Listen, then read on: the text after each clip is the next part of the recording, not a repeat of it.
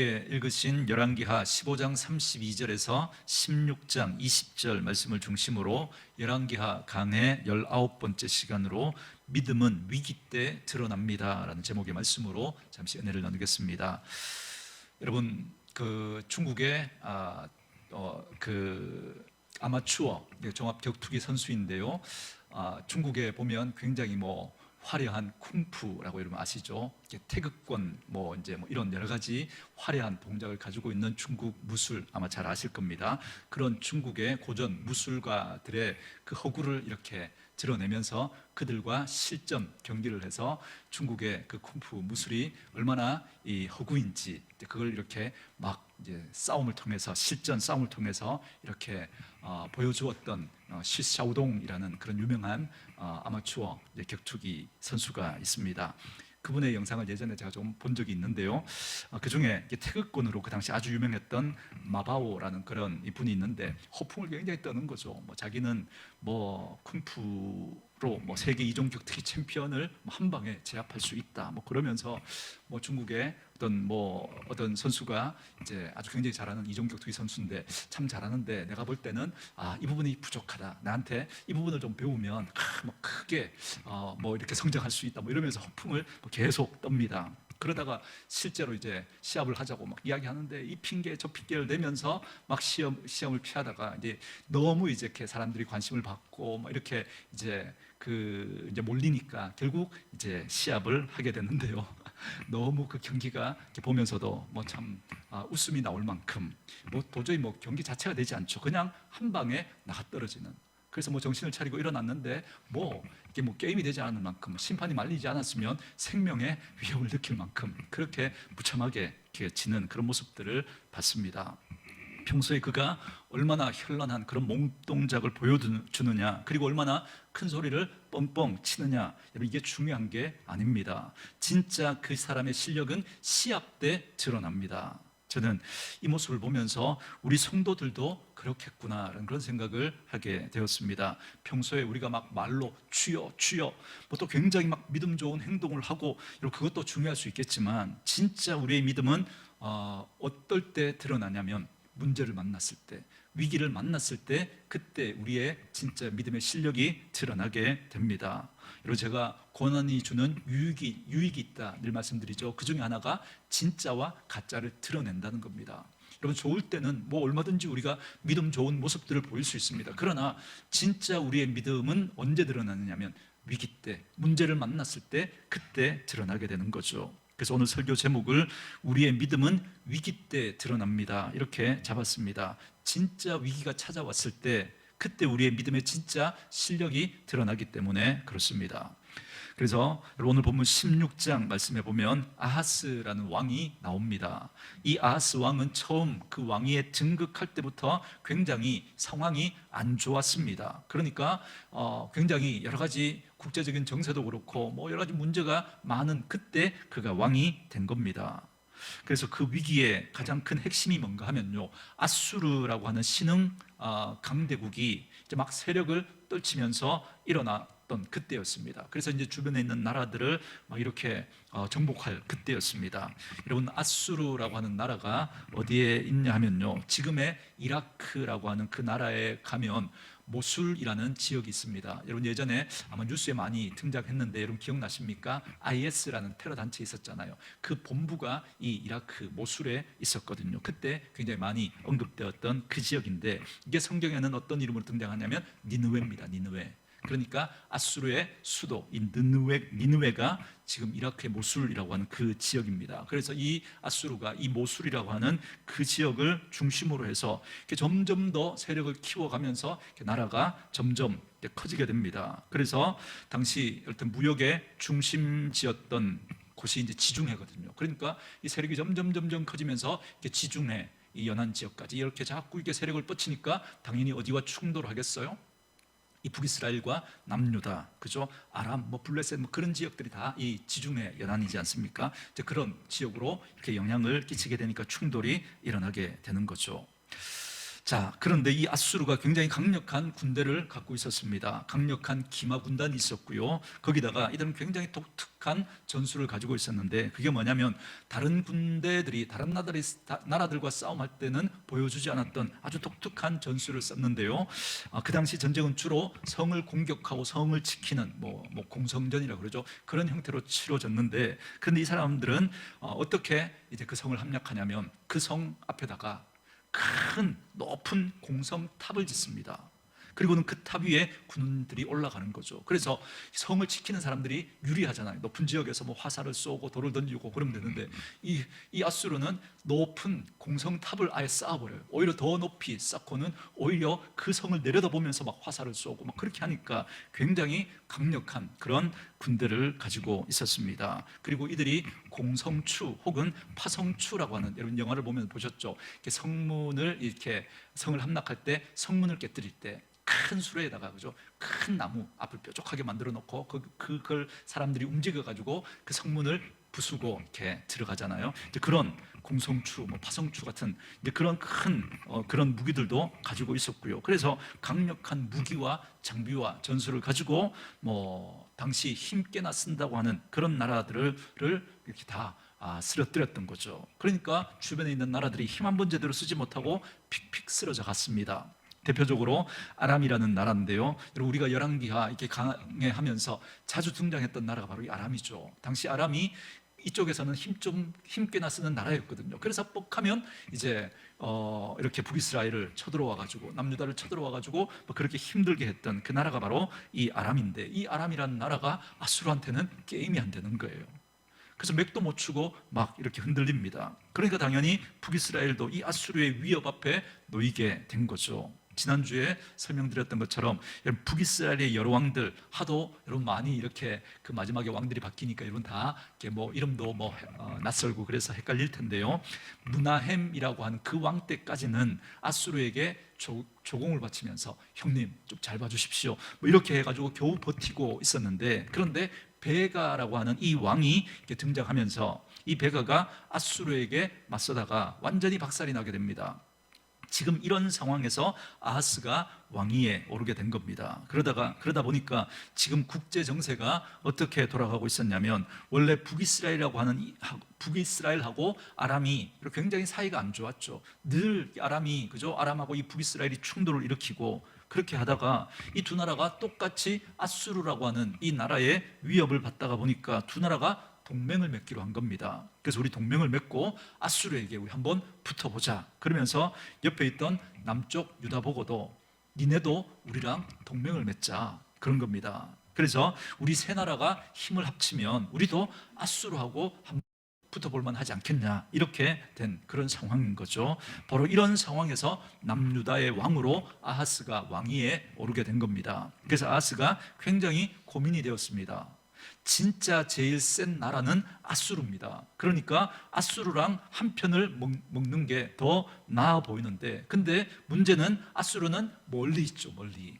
그런데 북이스라엘하고 아람은 바로 곁에 붙어 있으니까 아수르한테 붙으면 분명히 이 아람과 북이스라엘 동맹군이 자기들을 공격할 테니까. 그러니까 이게 굉장히 이렇게 선택을 하기가 애매한 거죠. 그렇다고 여기 아람과 북이스라엘 쪽에 붙었다가는 진짜 센 이 아수르한테 다 망하게 될 것 같으니까 지금 이러지도 못하고 저러지도 못하는 그런 상황인 겁니다. 아주 중요한 선택의 기로에 서 있게 된 겁니다. 여러분, 우리 아이들이 제일 싫어하는 질문이 그거잖아요. 엄마가 좋아? 아빠가 좋아? 그죠? 이런 거 안 물으면 좋은데, 그런데 지금 국제 정세가 아하스에게 이걸 묻고 있는 겁니다. 너 아수르에게 붙을래? 아니면 우리한테 붙을래? 지금 북이스라엘하고 아람이 같이 편을 먹고 너 아수르한테 붙을래? 우리한테 붙을래? 지금 이렇게 이야기하는 겁니다. 지금 그 가운데 이 아하스가 선택의 기로에 선 거죠. 그때 아하스 마음을 움직이고 있는 핵심적인 생각이 뭔가 하면요, 두려움입니다. 두려움.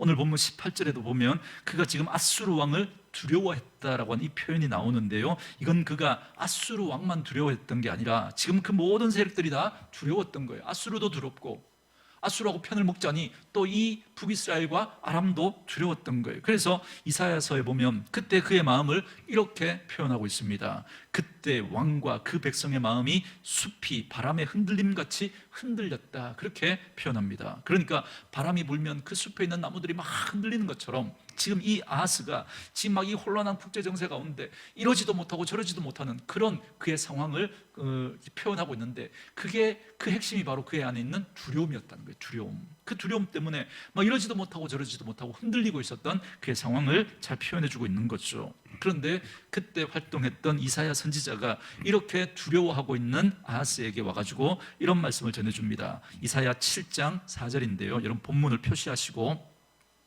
한번 우리 이사야 7장 4절로 한번 와보시겠습니까? 이사야 7장 4절 말씀, 975쪽 그 어간입니다. 우리 말씀 이사야 7장 4절 함께 읽도록 하겠습니다. 시작. 그에게 이르기를 너는 삼가며 조용하라. 르신과 아람과 르말리아의 아들이 심히 노할지라도 이들은 연기나는 두 부직갱이 그루터기에 불과하니 두려워하지 말며 낙심하지 말라. 아멘. 자, 이게 무슨 말인가 하면요, 지금 두 나라 연합군, 이거 지금 북이스라엘과 아람 이 연합군, 이거 알고 보면 뭐에 불과하다는 거예요? 그냥 부직갱이에 불과하다라는 겁니다. 그러니까 두려워하지 말고 낙심하지 마라, 이렇게 권면을 해주고 있는 거예요. 여러분 혹시 부직갱이가 뭔지 아십니까? 그죠? 아시는 분은 아마 제 나이 이상 되신 분들은 다 아실 거예요, 그죠? 옛날에 시골에 가면, 그죠? 음식을 할 때 아궁이에, 또는 난방을 할 때 아궁이에 불을 떼잖아요. 그때 나무를 그 아궁이에 막 집어 넣어서 불을 떼면 이게, 그죠? 이렇게 불이, 이렇게 공기 흐름이 이렇게 좋아야 불이 잘 붙잖아요. 그런데 이 나무를 막 집어 넣으면 이렇게 이제 연기만 많이 나고 불이 잘 안 붙습니다. 그때 어떻게 합니까? 나무를 넣고 이 부직갱이, 긴 나무 짝대기 가지고 이거 막 이렇게 휘저으면서, 그죠? 그렇게 자꾸 불이 잘 일어나도록, 공기 흐름이 좋아지도록 그때 이렇게 쓰는 긴 나무 짝대기를 부직갱이라 그럽니다. 그런데 이 부직갱이를 자꾸 이렇게 아궁이에 넣어가지고 이렇게 막 하다가 보면 이게 어떻게 돼요? 불이 붙어가지고 점점 타들어가면서 짧아지게 되잖아요. 그럼 어떻게 합니까? 이거 다시 아궁이에 던져버리고 새로운 부직갱이 가지고 이제 그렇게 해야 됩니다. 그게 바로 부직갱입니다. 그러니까 지금 하나님께서 이사야 선지자를 통해서 이렇게 말씀해 주시는 거죠. 너 지금 이 아람과 북이스라엘 연합군이 무섭냐? 그것 때문에 두려우냐? 두려워할 거 없어. 그들은 두 부직갱이에 불과한 거야.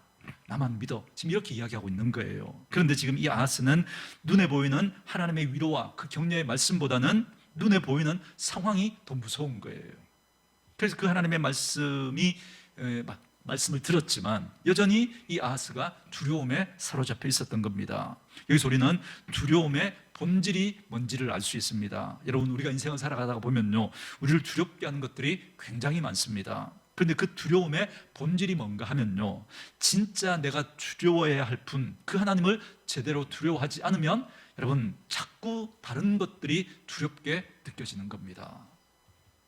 여러분 이 말을 오해하지 마십시오. 진짜 두려워해야 할 분이라고 하니까 하나님은 막 이렇게 우리를 막 때리고 막 우리를 막 벌벌 떨게 만드는 그런 하나님이라는 말이 아니고요, 하나님을 경외한다는 말, 정말 하나님을 두렵고 떨림으로, 정말 그 하나님을 우리가 제대로 우리가 경외한다면 여러분 세상의 다른 것들은 우리가 두려워하지 않게 된다는 거예요. 그런데 우리가 그 하나님을 두려워하지 않으니까, 그 하나님을 제대로 경외하고 그 하나님을 제대로 믿지 않으니까 자꾸 눈에 보이는 그런 것들이 두렵게 느껴진다는 겁니다. 그런데 그 하나님에 대한 신뢰가 무너지니까 자꾸 그 빈틈으로 엉뚱한 것들이 들어와서 자꾸 우리를 두렵게 하는 거죠. 지금 여러분을 두렵게 하는 것은 무엇입니까? 여러분, 우리가 하나님을 두려워하지 않잖아요. 그러면 다 두려워집니다. 다. 저도 가만히 생각해 보면 사람의 눈이 두려워요. 다른 사람들이 나를 어떻게 볼까? 목사가 저래 이런 말 들을까 봐 막 두려워요. 신경이 많이 쓰입니다. 그런데 진짜 두려워야 할, 우리가 하나님을 두려워하게 되면 여러분 그때 우리는 그 모든 두려움들을 우리가 이겨낼 수 있습니다. 그런데 우리가 자꾸 하나님을 의지하지 않으니까 자꾸 다른 것들이 두렵게 느껴지게 되는 거죠. 그래서 우리가 분명히 깨달아야 할 것은, 내가 진짜 두려워하고 진짜 경외해야 될 하나님을 온전히 경외하지 못하고 있구나. 자꾸 그런 두려움이 우리에게 찾아올 때 우리가 지금 하나님을 두려워해야 할, 그 하나님을 제대로 두려워하지 않고 그 하나님을 제대로 경외하지 않구나라고 하는 그 사실을 여러분 깨달으셔야 됩니다. 이게 두려움의 본질이거든요. 이걸 깨닫지 못하면 이런 것들이 사실 걱정이 되는 거 사실이죠. 여러분, 우리가 인생을 살아가다가 보면 뭐 여러 가지, 그죠? 돈 문제도 있고 건강의 문제도 있고 자녀의 문제도 있고 뭐 이런 거 하지 않으면 우리 인생이 어떻게 되겠나, 우리의 노후가 어떻게 되겠나, 뭐 이런 여러 가지 걱정들이 한두 가지가 아닙니다. 그런 걸 우리가 두려워할 수 있죠. 그런 마음 생긴 것도 어떻게 하겠습니까? 그런데 과도한 두려움으로 막 그것이 우리를 짓누르게 되고, 그러면 그 두려움에 사로잡히게 되면 우리는 바른 판단을 하지 못하게 만듭니다. 저는 여러분들이 어떤 상황과 형편 가운데 있다고 할지라도 이것 때문에 여러분들의 존재 자체가 두려움이라고 하는 그 골짜기에 내동댕이 쳐지지 않기를 바랍니다.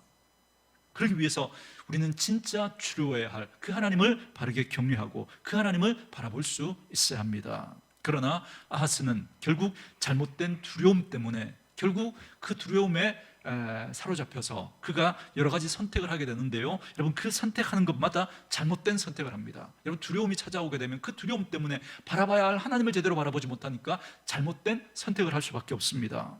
여러분, 우리가 어떤 선택을 할 때 한쪽만 보고 선택할 때가 굉장히 많습니다. 상품을 잘 판매하는 분들의 이야기를 들어보면 이런 이야기를 많이 합니다. 질문을 잘 던져야 된대요. 이제 물건을 팔 때 이제 물건을 산 사람들에게 질문을 잘 던져야 된다는 거죠. 그래서 이렇게 말합니다. 예를 들면 너 이거 살래? 안 살래? 이렇게 질문하면 그러면 벌써 그 질문 속에 안 사는 쪽으로 보죠. 50%가 그죠? 그 질문 속에 안 사는 쪽으로 그 절반이 이미 그죠? 그 선택권이 가 있는 거잖아요. 그렇게 질문하면 안 되고 이렇게 질문해야 된다는 거예요. 너 이거는 좀 비싸지만 그렇지만 되게 좋은 거고 이거는 좀 싼데 그래도 제품은 괜찮은 거야. 어느 거 살래? 이렇게 물어야 된다는 거예요. 여러분, 이 질문 속에는 살래 안 살래, 안 산다라고 하는 그 질문이 아예 없죠. 어느 거 둘 중에 어느 거 살래 이렇게 이야기하는 거잖아요. 그죠? 그래서 여러분, 이렇게 물으면 사람은 본능적으로 큰 거, 뭐 이거 좋은 건 알겠는데 이건 너무 비싸고, 그러면 이 작은 거라도 산다는 거죠. 둘 중에 하나를 선택해야 되는, 그렇게 마음이 편하니까. 그래서 질문을 잘해야 된대. 살래 안 살래 이렇게 질문하는 게 아니라 이것도 좋고 이건 이렇게 좋은데 어느 거 살래, 이렇게 질문을 해야 된다는 거죠. 지금 아하스 앞에 던져진 질문은 이겁니다. 너 아수르에게 붙을래? 아니면 우리 연합군에게 붙을래? 그런데 성경은 이렇게 이야기합니다. 그 두 가지 전제를 놓고 질문하는 그 질문 자체가 잘못됐다는 거예요. 진짜 우리가 하나님을 온전히 신뢰하게 되면 어디에 붙어야 하나, 아예 이런 질문은 안 할 수 있다는 거예요. 우리가 진짜 붙들고 진짜 의지해야 될 분은 하나님인데, 하나님은 쏙 빼고 너 아수르한테 붙을래? 아니면 이 연합군에게 붙을래? 이제 세상 이렇게 우리에게 질문을 던지는 거죠. 이게 전제가 잘못됐다는 거예요. 우리가 진짜 붙들고 의지할 분은 하나님이라는 겁니다. 이게 오늘 본문이 우리에게 던지는 아주 중요한 메시지입니다. 근데 아하스는 결국 하나님을 두려워하는 대신에 상황에 대한 두려움에 빠졌고, 그 두려움 때문에 이 둘 중에 하나를 선택하게 되는데, 그래서 결국 아수르 쪽에 붙기로 선택을 했습니다. 그랬더니 결국 아람과 북이스라엘 동맹군으로부터 계속 위협을 받게 되는 그런 상황 속에 놓이게 된 겁니다. 자, 이런 상황에서 그때부터 아하스가 막 이렇게 두려우니까, 아수르에게 붙긴 붙었지만 막 두려우니까 여러 가지 선택을 하게 되는데요, 이런 잘못된 선택을 이 아하스가 계속 하게 됩니다. 첫 번째, 그가 잘못한 선택이 뭐냐면 신앙 대신에 종교를 선택합니다. 여러분, 신앙과 종교는요 굉장히 비슷해 보입니다. 겉으로 드러나는 그런 모습들을 보면 굉장히 비슷해요. 여러분, 교회 다니는 많은 사람들 중에 신앙 생활을 하는 분도 있고, 여러분, 종교 생활을 하는 분들도 적지 않게 많이 있습니다. 그럼 신앙과 종교가 뭐가 다른가? 여러분, 신앙의 첫 출발은 뭔가 하면요, 하나님께서 우리에게 먼저 은혜를 베풀어 주셨다라고 하는 여기에서 신앙은 출발합니다. 그래서 그 하나님의 은혜에 감격해서 그 은혜에 대한 반응으로 내가 하나님을 잘 섬기는 것, 이게 신앙입니다. 이게 그 출발이 여러분 자기에게 있지 않아요. 하나님에게 있습니다. 하나님이 먼저 우리에게 찾아오셔서 우리에게 은혜를 베풀어 주신 거예요. 그 은혜를 받고 나니까, 그 은혜가 깨달아지고 나니까, 그래서 그 하나님을 사랑하게 되고, 그래서 그 하나님을 섬기게 되는 것, 이게 신앙입니다. 이게. 그런데 여러분, 종교는 그 출발이 여러분, 자기에서부터 시작됩니다. 자기. 그 신이 누구든 사실 상관이 없어요. 나를 도와줄 수 있다면 어떤 신이든 상관이 없습니다. 그리고 그 신에게 도움을 받기 위해서는 내가 신의 마음을 좀 기쁘게 해드려야 돼요. 그래서 신을 감동시켜야 되는 거죠. 그래야 그 신이 마음이 흐뭇해가지고 나를 도와준다. 이게 여러분 종교입니다. 종교의 패턴은 언제나 자기에게 시작됩니다. 그래서 자기가 그 신을 감동시키고, 그러면 나의 행위에 감동된 그 신이 나에게 그죠 원하는 걸 들어주는 이 형태가 종교입니다. 이게 종교의 패턴이거든요. 여러분, 오늘 우리가 읽은 여러분 16장 3절 본문으로 오셔서 열왕기하 16장 3절 말씀 한번 보십시오. 3절 같이 읽습니다. 시작. 이스라엘의 여러 왕의 길로 행하며 또 여호와께서 이스라엘 자손 앞에서 쫓아내신 이방 사람의 가증한 일을 따라 자기 아들을 불가운데로 지나가게 하며. 아멘. 자, 이게 아하스가 했던 행동입니다. 그러니까 아하스는 지금 하나님을 안 섬긴 게 아니죠. 그는 하나님을 섬겼습니다. 근데 하나님만 섬긴 게 아니라 다른 이방신도 섬긴 거예요. 그래서 막 이렇게 여러 신을 섬기다가 보면 어느 신이라도 하나 얻어 걸려가지고, 그래서 그 신이 감동돼가지고 나를 도와주지 않을까. 실제로 이런 분들 제가 만났습니다. 집에 가니까 뭐 이렇게 많은 신을 섬기는 거예요. 뭐 불상도 있고 뭐 이상한 것들도 많이 섬기고, 뭐 이 중에 뭐 어느 것 하나라도 뭐 이렇게 뭐 들어주면 되지 않겠냐고.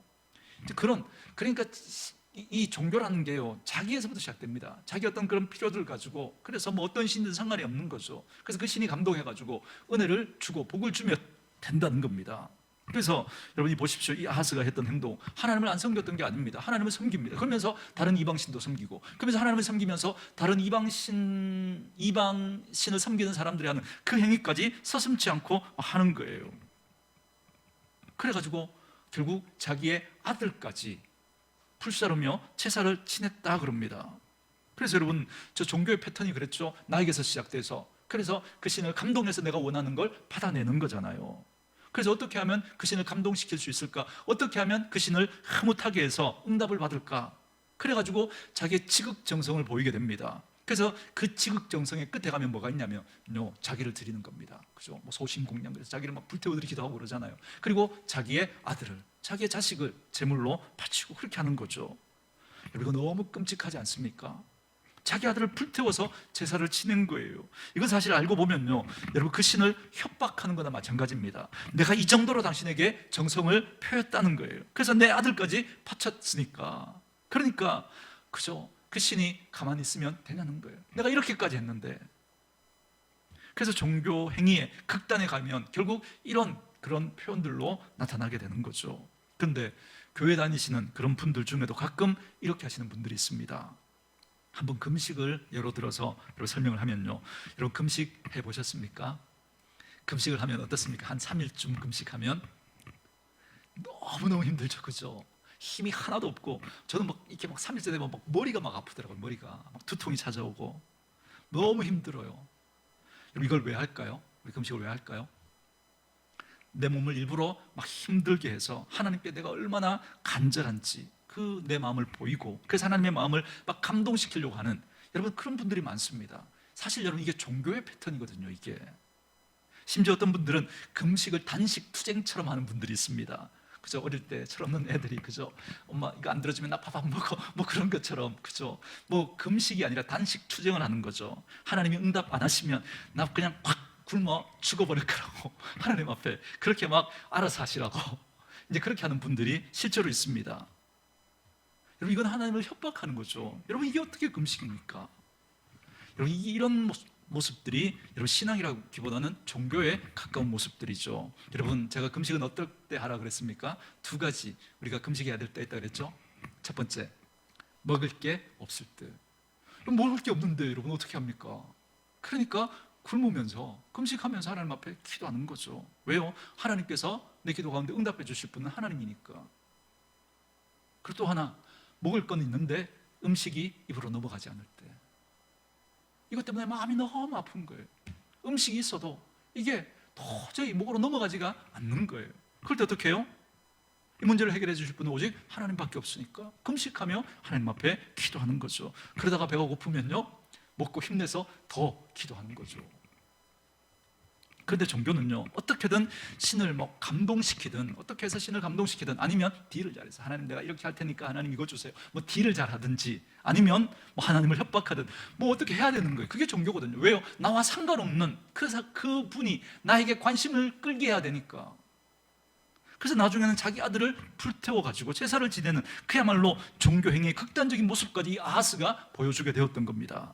아까 제가 이사야 선지자가 와서 두려워하지 마라, 저 부직갱이들 두려워하지 마라, 그렇게 격려해 줬다 말씀드렸잖아요. 그래서 여러분, 그게 이사야 7장 4절 말씀인데, 그런데 그 말씀 계속 이어가다가 보면 여러분 7장 14절쯤에 가면 이런 말씀이 나옵니다.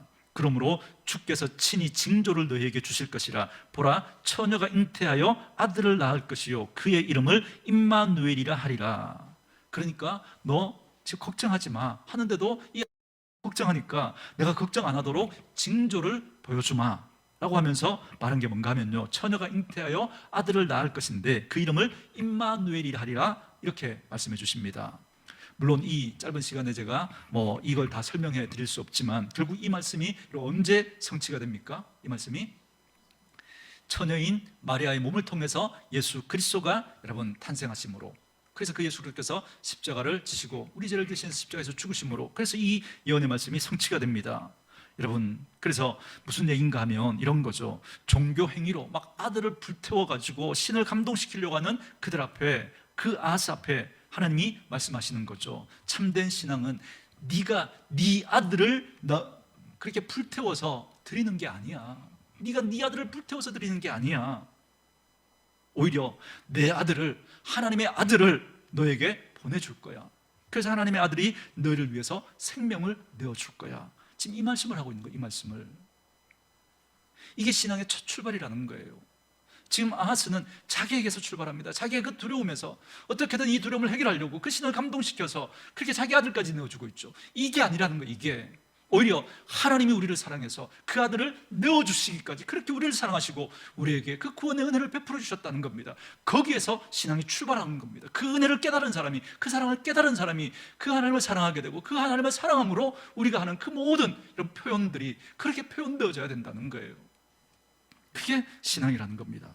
사랑하는 성도 여러분, 여러분이 하나님의 마음을 감동시키기 위해서 여러분의 자녀를 불태우는 게 아니라 하나님이 자기 아들을 십자가에 희생시켜서 우리를 위해 보내주신 겁니다. 여기서 신앙이 시작되는 겁니다. 이게 우리에게 감격이 되고, 그 은혜가 우리를 사로잡을 때 정말 나도 모르게 그 하나님 앞에 참된 예배를 드리게 되고, 그 하나님의 은혜가 너무 크니까 이게 깨달아지니까 내 삶을 드리게 되고, 내 삶 전체가 하나님 앞에 드려지는 거룩한 예배가 되는 거예요. 여러분, 이게 신앙이거든요. 이게.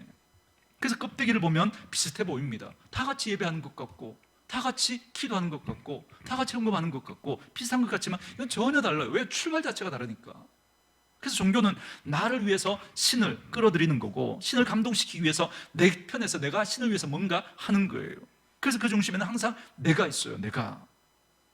그러나 신앙은 하나님이 먼저 나를 찾아오시고 하나님이 먼저 가장 좋은 것을 나에게 주시면서 그때부터 시작되는 겁니다. 그걸 깨닫는 사람이 은혜를 아는 사람이에요. 그래서 정말 은혜를 아는 사람은요, 아깝지가 않아요. 아깝지가. 계산을 하지 않거든요. 여러분, 향료값을 깨뜨렸던, 그죠? 그 여인과 가룟 유다를 보면 잘 알죠. 가룟 유다는 계산을 하는 거예요. 계산을. 그러나 이 여인은 계산하지 않습니다. 왜요? 받은 은혜가 너무 크니까, 그걸 깨달으니까 드리는 거죠. 그런데 종교는요, 그 중심에 내가 있어요. 그래서 내가 하나님을 위해서 이렇게 했고요, 저렇게 했고요, 다 카운트하죠. 다. 바리새인의 기도를 받아요. 내가 일에 한 번씩 금식을 하고, 뭐 11조를 드리고, 자꾸 다 계산하죠. 다. 이게 종교가 움직여가는 그 방식입니다. 그 방식을 잘 보면 거기에는 두려움이 있습니다.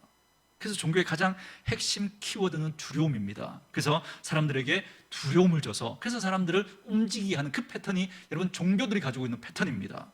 그래서 여러분 무당 뭐 점치는 사람들한테 찾아가면 뭐라 그래요? 조상이 노하셨다. 두려움을 주잖아요. 두려움을. 여러분 나쁜 목사들 보면 어떻게 해요?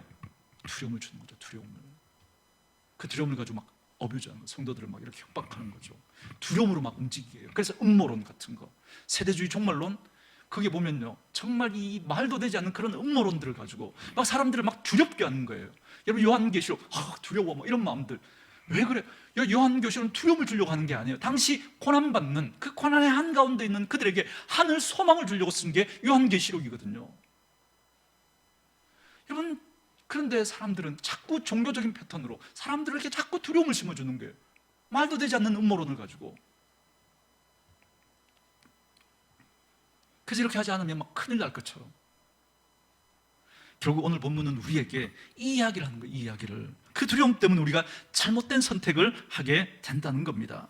그래서 이 두려움을 이기는 본질은 하나님을 바라보는 것입니다. 이게 오늘 본문이 우리에게 던지는 아주 중요한 메시지입니다. 결국 그는 이 두려움 때문에 잘못된 선택을 하게 되는데 그 첫 번째 선택이 여러분 바로 그는 신앙 대신 종교를 선택했다라는 것입니다. 이게 첫 번째 그의 잘못된 선택이고요. 자, 두 번째 그가 잘못한 선택은 뭐냐면요, 하나님 대신에 인간을, 사람을 의지하게 되었다라는 겁니다.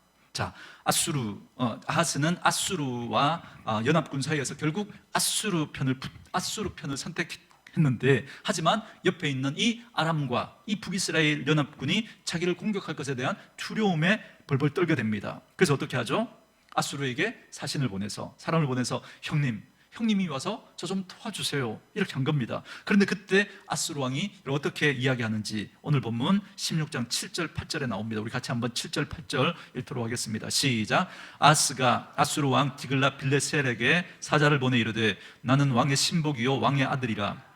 이제 아람 왕과 이스라엘 왕이 나를 치니 청하건대 올라와 그 손에서 나를 구원하소서 하고, 아하스가 여호와의 성전과 왕궁 곳간에 있는 은금을 내어다가 아수르 왕에게 예물을 보냈더니, 아멘. 자, 지금 아수르 왕에게 이렇게 이야기하는 거죠. 나는 당신의 신복이요, 당신은 당신의 신복이요, 그러니까 당신의 신하라는 겁니다. 그리고 당신의 아들입니다. 그러니 제발 도와주십시오. 지금 이렇게 이야기하고 있는 거죠. 그리고 신복이라는 말은 당신이 시키는 대로 제가 다 하겠습니다, 이 얘기고요. 아들이라는 말은 나 힘 없으니까 좀 도와주세요, 지금 이 말을 하고 있는 겁니다. 여러분, 우리나라도 병자호란 때 여러분 그 인조가 그 남한 산성에 숨어 있다가 도저히 결국 안 되니까 그 청나라에게 항복을 하잖아요. 여러분, 그때 이 인조가 숨어 있다가 나와가지고 그 청나라 왕 앞에 3번이나 이렇게 절을 하고 9번 머리를 조아렸다, 이런 기록이 남아 있습니다. 그런데 절을 했다 이 말은 알겠는데, 이 머리를 조아렸다 이 표현이 여러분 어떤 거냐면요, 그냥 머리를 좀 이렇게 숙였다, 저는 이런 표현인 줄 알았는데 그게 아니고요. 머리를 조아렸다는 건 무슨 말이냐면 그냥 머리를 땅에 찧어가지고 그 이마에 피가 맺히도록 그렇게 머리를 찧었다는 겁니다. 9번. 그러니까 조선의 왕이 그 청나라 왕한테 완전히 항복하고 머리를 땅에 찧으면서 제발 좀 봐주세요 하는, 이런 참 부끄럽고 아픈 그런 역사를 우리가 가지고 있습니다. 여러분, 이게 힘없는 나라들이 보통 하게 되는 선택이죠. 지금 아하스가 그렇게 하는 겁니다. 저 좀 봐주세요, 저 당신의 신하입니다, 저 당신의 아들입니다, 그렇게 하면서 좀 도와달라고 지금 그렇게 엎드리고 있는 거죠. 그런데 오늘 우리가 읽은 16장 5절에 보면 또 이런 말이 나옵니다. 우리 같이 한번 읽어볼까요? 5절 말씀 시작. 이때 아람의 왕 느신과 이스라엘의 왕 르말랴의 아들 베가가 예루살렘에 올라와서 싸우려 하여 아하스를 에워쌌으나 능히 이기지 못하니라. 아멘. 사실 그가 이렇게 아수르에게 가서 이렇게 비겁하게 이렇게 무릎을 꿇지 않아도 하나님이 그들을 지켜주고 있었던 거예요. 이미 이사야를 통해서 하나님 말씀해 주셨고요, 지켜주고 있었던 거예요. 좀 더 자세하게 살펴보면 여러분 역대하 28장 말씀을 보시면 되는데요, 여러분 거기 보면 구체적인 내용이 나옵니다. 그때 아람과 이스라엘 연합군이 쳐들어와 가지고 유다의 그 백성들을 많이 포로로 잡아갑니다. 그런 기록이 나옵니다. 그런데 포로로 잡아가서 사마리아로 그들의 수도로 이렇게 포로를 잡아서 이끌어가고 있는데, 그때 오데시라고 하는 선지자가 딱 나타납니다. 나타나서 이렇게 말하는 거죠. 지금 이 유다가 잘못해서, 그래서 내가 너희들을 채찍으로 들어서 교육을 좀 시키려고 했는데, 근데 좀 혼내주고 교육만 시키면 되는데 왜 너희들 이렇게 포로로까지 잡아가느냐고. 그래서 이 오대 선지자를 통해서 이렇게 하나님이 책망하십니다. 그래서 다시 돌려보내라 그럽니다. 그래서 그들이 어떻게 했냐면 그 포로들에게 발에 신을 신기고 옷을 입히고, 상처난 사람이 있으면 상처에 기름을 발라주고, 그리고 이렇게 잘 못 걷는 사람이 있으면 나귀에 태워가지고 유다 땅으로 다 돌려보냅니다. 하나님은 다 이런 계획이 있었던 거예요.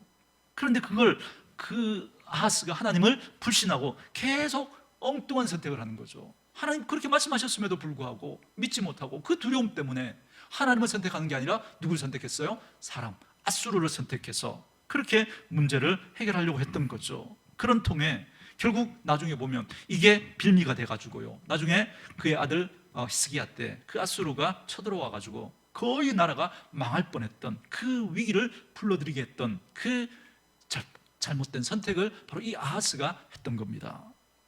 여러분, 시편 146편 3절과 5절 말씀에 여러분 아주 유명한 말씀, 이런 말씀이 나오죠. 귀인들을 의지하지 말며 도울 힘이 없는 인생도 의지하지 말지니 그의 호흡이 끊어지면 흙으로 돌아가서 그날에 그의 생각이 소멸하리로다. 야곱의 하나님을 자기의 도움으로 삼으며 여호와 자기 하나님에게 자기의 소망을 두는 자는 복이 있도다 그럽니다. 저는 여러분이 도울 힘이 없는 그런 인생을 의지하는 분이 아니라 오직 하나님 한 분 붙들고 나아가는, 그 하나님 의지하고 그 하나님 붙들고 살아가는 저와 여러분 될 수 있기를 주의 이름으로 축원합니다. 이제 마지막으로 그가 또 잘못된 선택을 하게 되는데 그게 뭐냐면요, 본질 대신에 껍데기를 개혁하려고 했습니다. 그가 나중에 앗수르 왕을 만나려고 다메섹으로 가게 되는데요, 거기서 그가 이방의 신전을 보게 된 거예요. 앗수르의 그 신전을 본 거죠. 그런데 너무 그 제단이 크고 막 너무너무 화려하고 멋지게 보이는 겁니다. 그걸 보고 그가 놀랐습니다. 그러면서 이런 생각을 한 거예요. 우리가 지금 이렇게 막 힘이 없어서 빌빌거리는 건 우리가 하나님을 섬기는 이 성전이 너무 초라하기 때문이야, 그렇게 생각을 한 것 같습니다.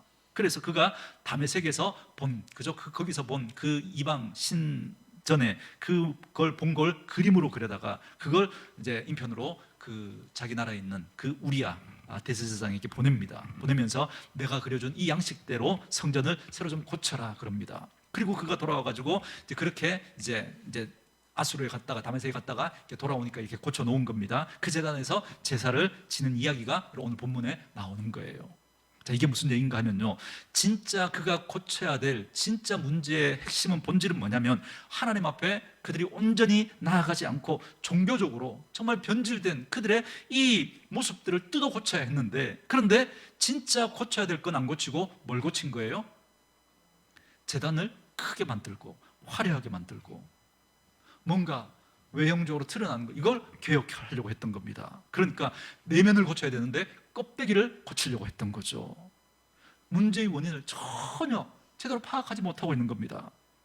나중에 보면요, 그가 처음에는 제단을 고치고 막 이렇게 하다가 그래도 뭔가 잘 안 되는 것 같으니까 역대하에 보면 아예 성전의 문을 닫아버립니다. 그리고는 완전히 이방신 쪽으로 그렇게 기울어져 가지고, 여러분 그죠? 우상을 섬기는 그런 쪽으로 완전히 이렇게 그렇게 변해버립니다. 그게 역대하에 나옵니다. 여러분, 종종 우리가 이런 실수를 합니다. 이런 실수를. 진짜 우리 교회를 더 교회되게 하고 정말 하나님이 기뻐하시는 교회를 만들자라고 하면서 어떻게 하느냐면요, 지나간 시간 동안에 우리 한국 교회가 제일 많이 한 게 뭐냐면 예배당을 크게 짓는 거였어요. 예배당을. 그래서 정말 밖에서 딱 보면 야, 와, 이런 말이 나오도록 그렇게 돼야 좀 뭔가 하나님의 영광을 받으시고 교회가 뭔가 좀 일어날 것처럼 그렇게 착각을 했던 거죠. 하나님은 예배당을 크게 짓기를 원하시는 게 아니라 우리의 마음이 하나님이 거하시는 그 성전이 되어져서 우리가 돌이켜 회개하고 한 사람 한 사람이 하나님의 성전이 되기를 원하시는 그 마음이 하나님의 마음인데, 우리는 거기에는 전혀 마음 쓰지 않고 그냥 건물, 눈에 보이는 그 예배당을 크게 짓고 화려하게 짓는, 여기에 온통 마음을 쓴 거예요. 그래서 여러분, 세계에서 제일 크고 화려한 그런 예배당은 여러분 한국에 다 있습니다. 한국에. 여러분, 제가 수요 예배나 이렇게 금요 기도회 때는 넥타이를 매지 않고 좀 이렇게 편하게 이렇게 복장으로 강당에 서지 않습니까? 그래서 다른 교회에서 신앙생활하다가 이렇게 오시는 분들이 아마 처음 이런 모습을 보면 좀 불편해하시는 분들도 있을 것 같다는 그런 생각을 하게 됩니다. 실제로 이렇게 다른 교회에서 이제 이렇게 하면 당장 말이 나오는 교회들도 많이 있습니다. 하나님 앞에 특별히 말씀을 전하는 목사님이 강단에 서는데 어떻게 넥타이도 안 매고 이렇게 설 수 있냐고 이제 그렇게 생각하는 분들이 있습니다. 여러분, 사실 우리 그 교회 역사를 보면요, 여러분 중세 때 진짜 그 중세 때 정말 얼마나 여러분 하나님으로부터 멀어졌습니까? 그때 대신 여러분 어떤 게 발달했죠? 성전을 크게 짓고 화려하게 짓는 거. 여러분 그때 다 이렇게 나타났습니다. 막 예배당, 그죠? 그 유리창도 그냥 짓지 않죠. 스테인 글라스가 돼서 뭐 얼마나 막 화려하게 막 빛이 들어오면 막 어마어마하게 막 화려하게 막 그렇게 짓고요, 크게 짓고, 뭐 그때 사제들 옷을 보면요 얼마나 화려한지 모릅니다. 그 옷만 가운만 이렇게 딱 입고 나오는 걸 봐도요 정말 막 거룩한 것처럼 막 그렇게 보입니다. 막 신비한 느낌까지 들 만큼.